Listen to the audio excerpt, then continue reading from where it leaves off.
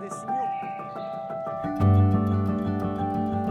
Merci d'être là, c'est toujours chouette de recevoir du monde et de se lancer dans les dynamiques un peu communes, voilà, se rencontrer pour certains et puis continuer à approfondir avec les autres. Pierre et Aurore, c'est des personnes qui viennent de s'installer, qui veulent confronter la rotation à laquelle ils ont pensé au reste du groupe qui a plus de recul sur les rotations. Est-ce qu'elle permet de préserver les sols et aussi d'avoir un rendement suffisant? On va utiliser un outil qui s'appelle Mission Ecophyto qui permet aux agriculteurs participants de co-construire la rotation et de faire des propositions. Il y a quelque chose qui émerge et se mettre en relation, réfléchir à plusieurs, voilà, ça doit faire partie du métier.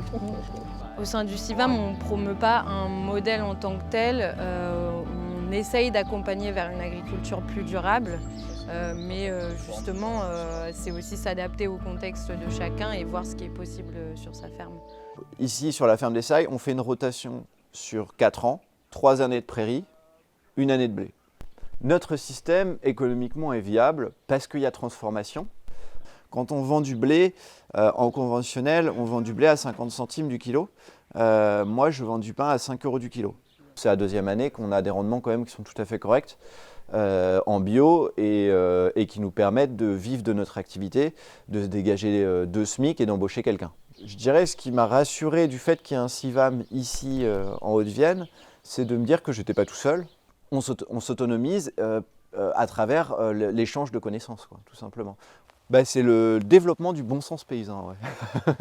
Et ça, ça prend du temps parce que nous, on est surtout dans le groupe CIVAM, on n'est pas tous, mais on est quand même assez nombreux à être néo-ruraux.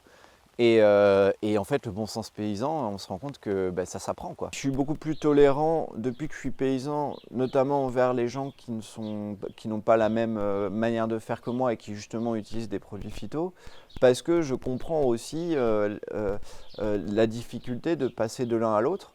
Mais je pense que c'est possible et je pense qu'il y a des groupes comme le CIVAM qui permettent justement d'une manière humaine et intéressante de passer de l'un à l'autre.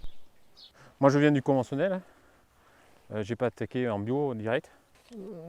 Moi j'en veux un peu à ça, c'est qu'à l'école on t'apprend pas tout ça, on ne te parle pas de tout ça et on te formate à te dire pour que ça pousse il faut tant d'unités d'azote, il faut mettre des produits phyto, des produits phyto dessus, tout ça. Et on n'apprend plus à travailler la terre comme des vrais paysans, quoi. La terre est belle. Là, il y a eu un engrais vert tout l'hiver, semé à l'automne. J'ai mis un mélange de seigle fourragé et de navette. Là, j'ai mis une céréale derrière une avoine nue. Je ne vais pas pouvoir le faire une année de plus. Celle-ci, elle a eu 2 céréales l'une après l'autre. Là, elle passe en sarrasin. Derrière, elle passe en culture binée en tournesol après un seigle parce que pareil, une mauvaise herbe que je vais pouvoir détruire avec des binages. Les assolements, c'est ça. Au moment où on s'est agrandi, je cherchais vraiment à améliorer mes connaissances en grande culture parce que voilà, je ne voulais pas augmenter le troupeau de moutons et donc il fallait bien faire quelque chose de ces terres. Et donc j'ai cherché vraiment à rencontrer des producteurs, des céréaliers bio du coin. Aujourd'hui, la recherche, elle était dans la recherche du meilleur hybride qui va résister aux pesticides que tu vas mettre. Enfin, tu vois, c'était ça aujourd'hui la recherche. Oui. Et il faut juste que ça change de cap. Et on est conscient que tu remplaces souvent un produit chimique par un passage de tracteur. Les émissions de carbone, tu peux les compenser en vraiment créant des puits, des réserves de carbone. Ce que tu ne peux pas faire avec les phytos. Les phytos, une fois qu'ils sont là, ils sont là.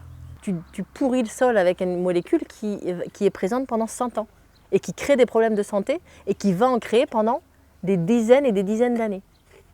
Moi, je veux juste faire au mieux avec les convictions que j'ai. Bonjour.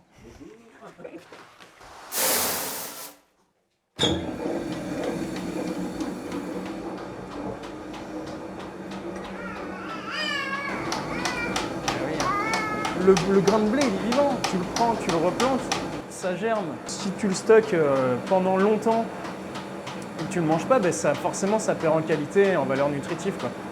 À partir du moment où tu travailles avec le vivant, tu dois respecter le vivant, sinon ça ne marche pas. Dans ce métier, dans ces métiers, tu peux vite rester enfermé. Je pense qu'il ne faut pas s'arrêter et se figer à un système. Effectivement, la monoculture, ça marche. Oui, ça marche si on apporte de l'engrais, mais ça marche à court terme, c'est pas à long terme, c'est pas possible, quoi. C'est difficile de franchir le cap et de se dire on peut faire autrement, ça nécessite un changement et le changement il doit être accompagné, il ne peut pas être juste provoqué par des changements politiques ou quoi. Il faut des structures autour, il faut des agriculteurs autour qui montrent que c'est possible et qui montrent comment et qui soient là pour appuyer aussi ceux qui sont dans ce processus de changement. Et oui, je pense qu'il y a comment améliorer le système en gros et comment le laisser derrière nous mieux que ce qu'on a trouvé, quoi.